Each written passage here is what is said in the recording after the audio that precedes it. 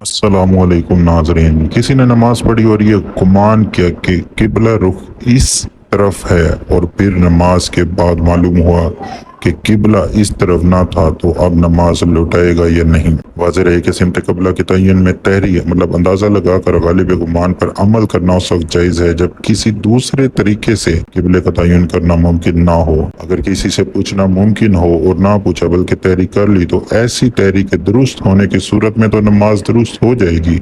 لیکن اگر تحریع غلط واقع ہو جائے تو نماز درست نہ ہوگی۔ لہذا اگر مذکورہ شخص نے قریب میں افراد کے موجود ہوتے ہوئے ان سے نہیں پوچھا اور تحریع کر لی اور وہ تحریع غلط ثابت ہوئی، تو اس کی نماز درست نہ ہوئی،